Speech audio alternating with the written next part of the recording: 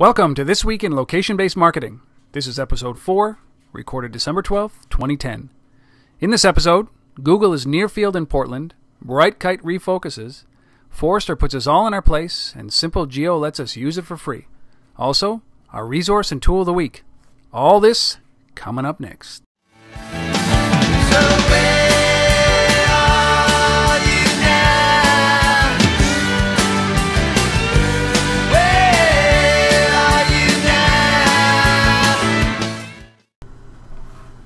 Welcome to episode number 4 of This Week in Location-Based Marketing.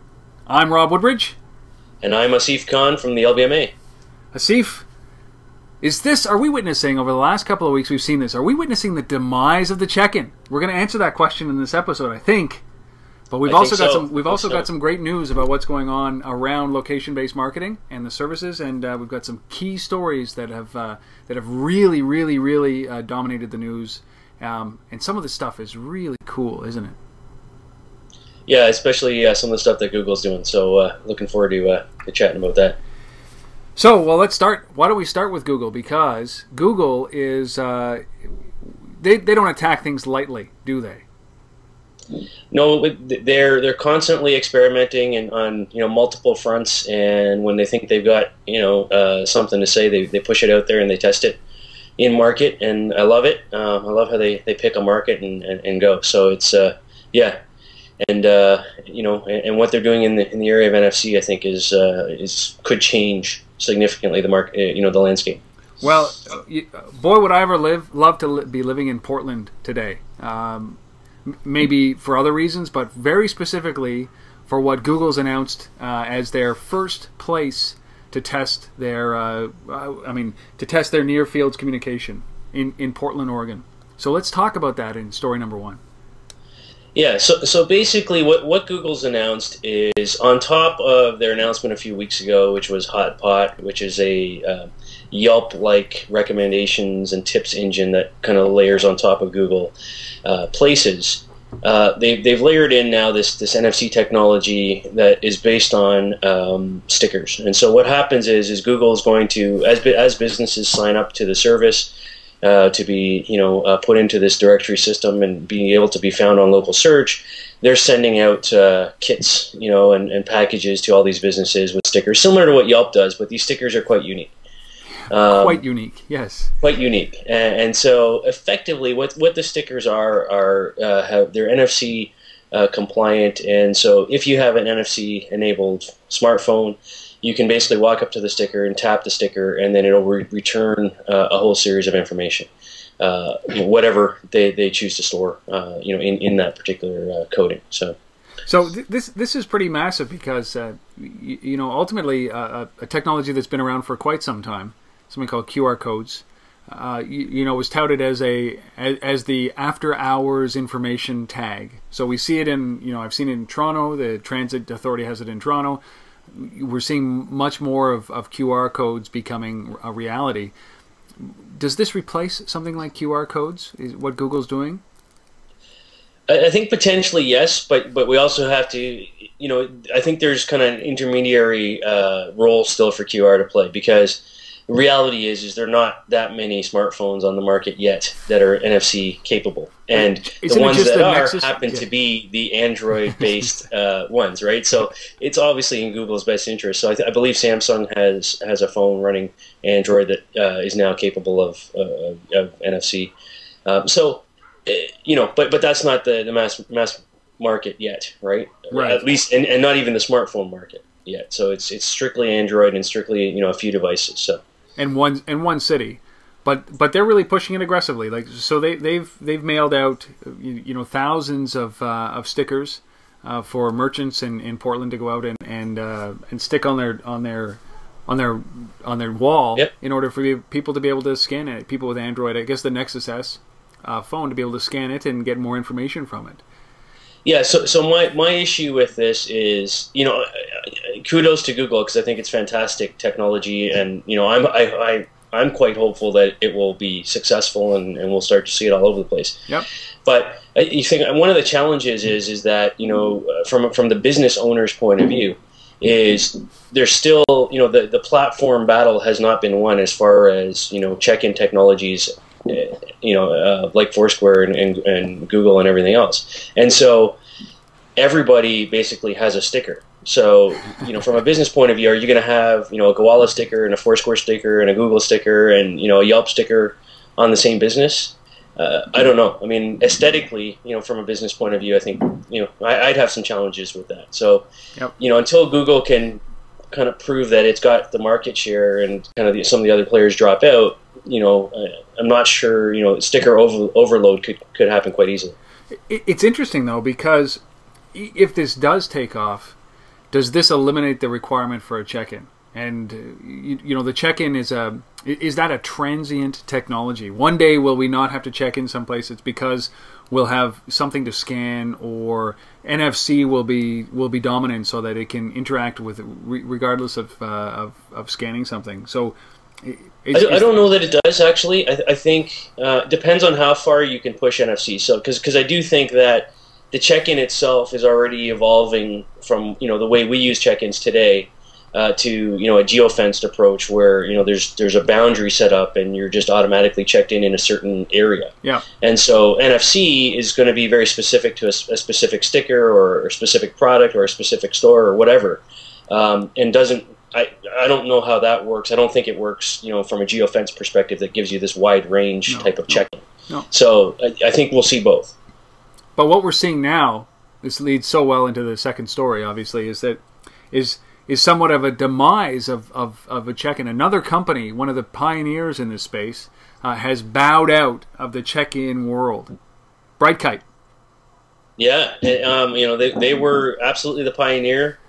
I think they started back in 2006, if you can believe it, pushing check-ins out there. And what's surprising to me really is, and it's somewhat expected because they did make an announcement a while back about moving, to group text type of functionality as their primary, offering. But what surprises me is you have a company here with 5.5 million users, the last, stat that I saw.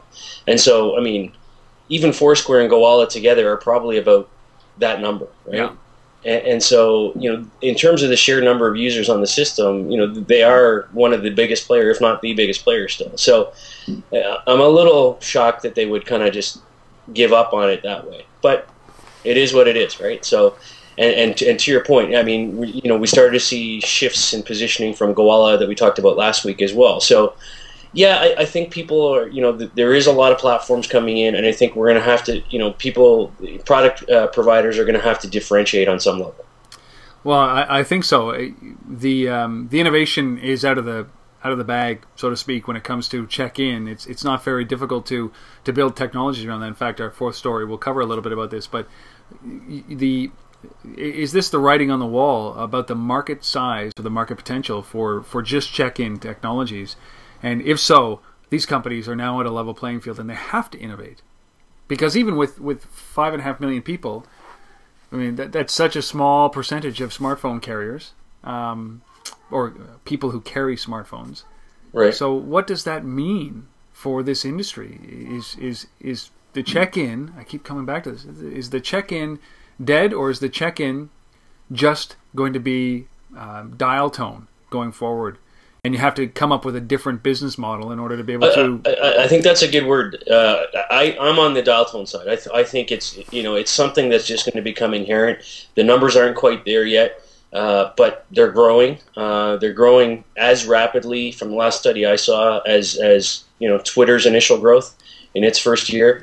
Yep. And so we all know where Twitter is today. So I would say it definitely becomes the dial tone. It becomes just part of the way we work. Geofencing that I've already mentioned will help that in terms of automating check-ins as people get more comfortable with the technology. Facebook and Google, being serious players in this space, will push it to the masses in whatever way they can. I mean, the other interesting thing about this specific story, I think, is what they've said that they're going to focus on, which is group texting.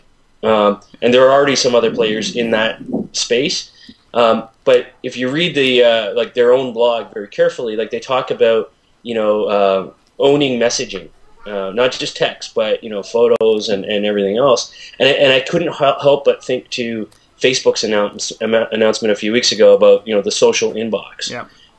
And so, do you see some competition potentially there between BrightKite and Facebook?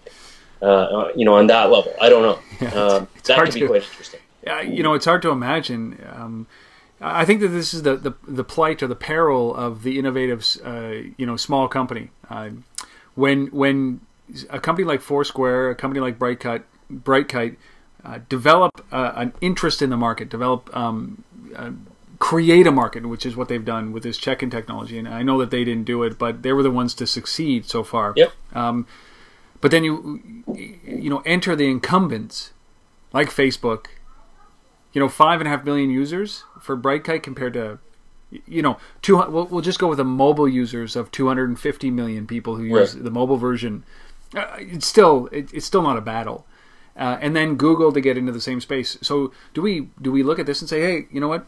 Whatever you do, innovative young companies, eventually, if it sticks, guys like Google, guys like Facebook will take that and try to escalate it to the next level. Or Facebook just extends their mobile offering, by buying BrightKite next year. Yeah. Right. And owning group texting on top of what they already do. So who knows?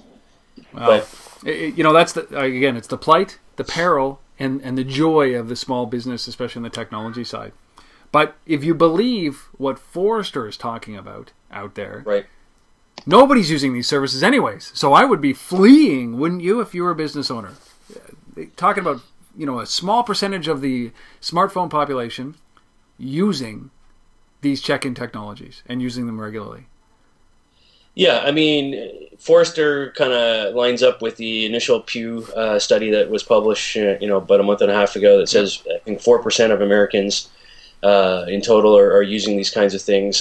Some of the interesting numbers that in the Forrester report are really, you've got 86% of that 4% is, under 43 in the Gen X or Gen Y category. So, and I think that's somewhat obvious. But what was kind of, when you compare the age grouping and then you marry that up against the household income data that they show, they said that $105,000 was the average household income of a location-based app user. So now, I mean, it sort of makes sense because smartphones aren't cheap, and so you have to have a certain income level to do that. But they're also kind of cool, right? So I think that sort of makes sense. Now, on the Pew side. I saw an updated version of that now says it's gone from 4 to 8% recently. So it remains to be seen how quickly the growth curve is going. But 4%. I think the data is quite interesting. So anywhere between 4 and 8% actually use these applications, and according to the Forrester report, it says that 1% use it more than once per week. Right. And that's so. There's a lot of jostling going on in this market right now for such a small percentage of high net worth families or influential groups, right? So we're witnessing. I think one of the challenges for me, that's kind of and it kind of ties back to the Google NFC offering as well, because for me, unless you are a user of these services and you think about I'm going somewhere and let me open it up and pull for the list of locations close to me and check into one of them. That's kind of the way most of those 4% of people are using check-in technology today. Yeah. But, what's not happened in any large way yet is the businesses themselves don't have stickers on their doors. They're not promoting the service in any large way. And so when you start to marry those things up, whether it's an NFC sticker or just a regular sticker, that's promoting the service, I think those things, the combination of those things, will really start to drive some adoption. Yeah, I think so too. I mean, what we're seeing here is the early adopters, the influencers who are using these tools, and so you're going to start to see this escalate. It's just like Twitter, exactly the same thing that happened with Twitter, is that the early adopters used it, and as soon as the mass market started using it, as soon as I saw it on my local television show or my the guys who were the early adopters were on to the next thing anyways. So if NFC is the next thing, you'll start to see adoption of that pick up as people start to pick up location-based services like Foursquare. But I think the bottom line is that this is becoming, as we said, dial tone, and there's a company that is interested in actually making it like dial tone, so that if you want to integrate this into your system, into your existing application, go ahead. They have an open API for that. SimpleGeo. SimpleGeo, yeah. So SimpleGeo, not a new player on the scene, been around for a while now.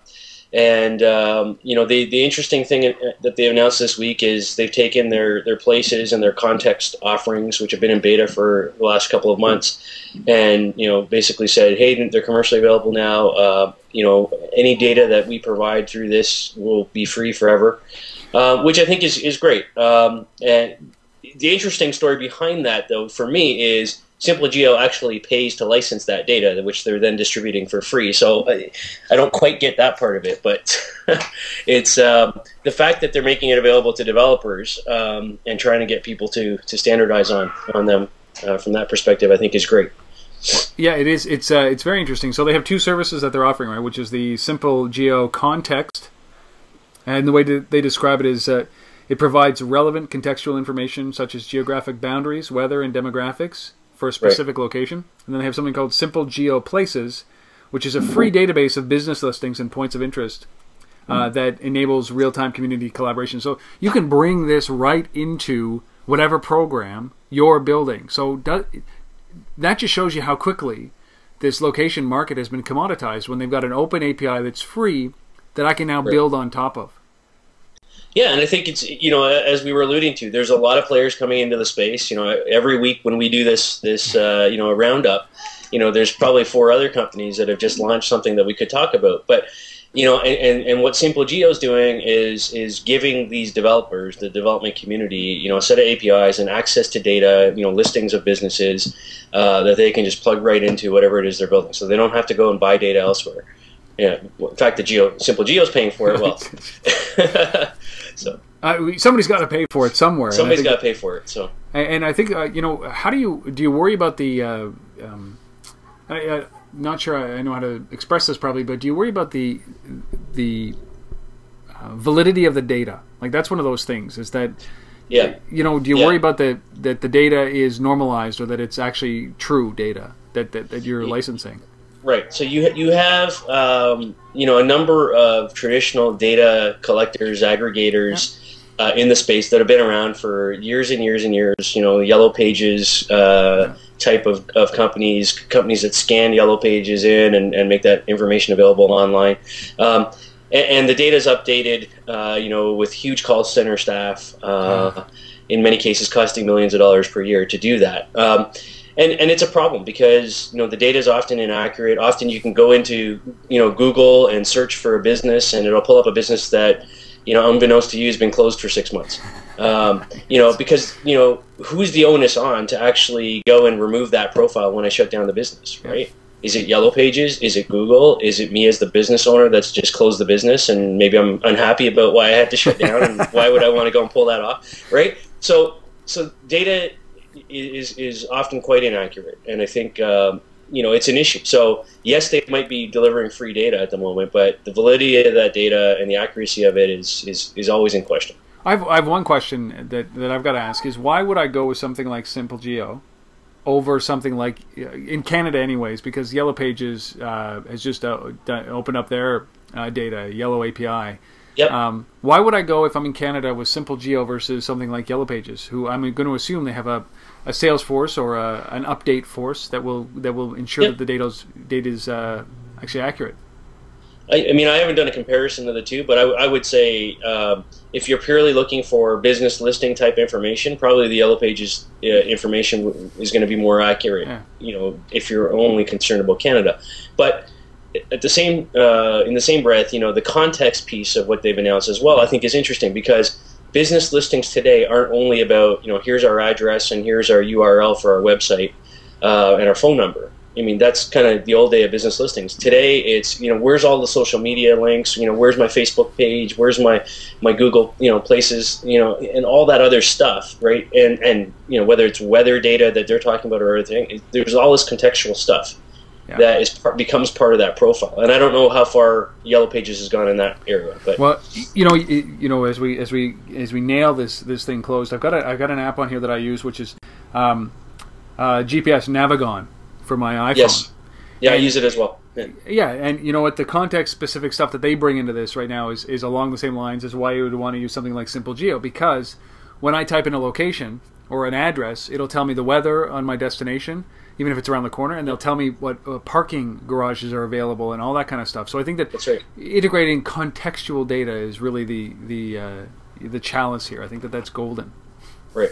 Okay, so you know, all of that is what happens this week. You know, there's probably 30 other stories. So I'm going to do a plea out there to those folks that are listening to this right now or watching this right now, is that if we're missing big stories or stories that you think are relevant to us, reach out. Wherever you find this video, wherever you find this audio, wherever you are, send us a note in order to be able to draw this information in. So if we're missing some big things, which I don't think that we are, but if there are resources that you want us to bring into the show, send us a note. It's the only way that we can be vocalized. Yeah. And if you agree or disagree with some of the stuff we're talking about, also be vocal. You agree with that? Yeah, absolutely. The more encouragement and the more information that we can gather and we can include in this, the better for everybody. So this is a resource for all. So.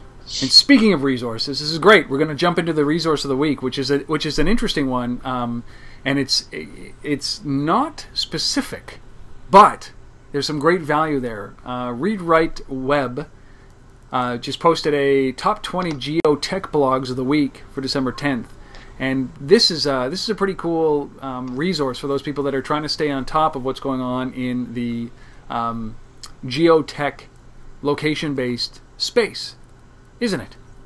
Absolutely. I mean, the list is actually, as you scroll through it, I think there's 300 of the top blogs listed in here, all geolocation based. And I would also suggest that people go there, take a look at that list, and if you're doing something great in blogging in this space, get in touch with these guys and get on the list as well. Oh yeah, very important, because we've noticed that they're missing some key resources in this space. So if you're out there and you're not on that list, get on that list. I think that they're more than open to bringing you on there, and I think that certainly some of the ones that we know and that we follow will actually be the number one and number two. They could crack the top 10 pretty easily when it comes. Yeah, like Social Wayne that we mentioned last week should get on this list for sure. Social Wayne, if you're listening, Wayne Sutton. Exactly. At least give us a retweet and make sure that you're out there. So that's the resource. The link is far too long to come up with, obviously. But if you do a top 20 geotech blog search on ReadWriteWeb or come to the website, you'll be able to find that link. So we'll do that. Now on for our tool of the week, which is a pretty neat one because it combines a lot of little features into a very simple application, doesn't it? Yeah, absolutely. It's location, it's GPS, it's brands working directly. Yeah, it's great. So. Yeah, this is by a Canadian company called Pound Taxi, and you can find them at Pound Taxi, literally like POUND taxi.com. They've partnered with Jose Cuervo, which everybody should know, a very famous tequila maker, on something called Cue the Cab. And as Asif was talking about, it's exactly, it's the marriage of brand, location, and a very valuable service at the touch of a button. And what this does is it allows you to actually, where you are, it promotes responsible drinking because where you are and you need a cab, all you have to do is hit a button and it will connect you based on your coordinates to the closest and most appropriate cab company based on your location and the time of call. So it filters all this stuff out and really just connects you with the person that you need to be connected with. If you need to get home, as they say, how do they say it? Is that they say something is that time to turn your legendary night into when your legendary night comes to an end. This is the perfect ending to it. So cue the cab. Cue the cab, and it's it's an interesting thing because they've got a brand, location, and a function wrapped up in one. And I think the nice thing about it as well is, Pound Taxi's been around for a long time now, like many years. Yeah. And has always delivered this same functionality of getting you a cab wherever you are using SMS. And so what I think, this evolution of that, if you will, is quite interesting because it's giving you a fully branded experience now, where in this case Jose Cuervo but it could be anybody really. You know, obviously beverage alcohol companies, you know, are well suited to this, but it could be a club, it could be an entertainment company, it could be anything.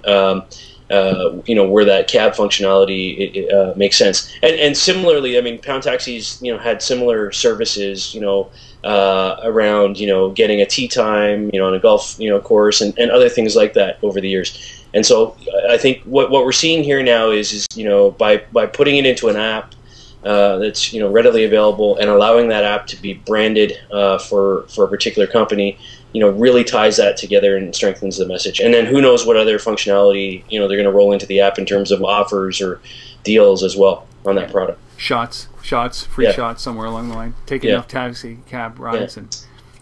Well, yeah, this is a perfect example of a brand meet location, meet function, all in one little package with one easy to use interface. And I think after a long night, when you pull this app out, you really just need one big button that says "Take me home." This is one of those things that does it. Yeah.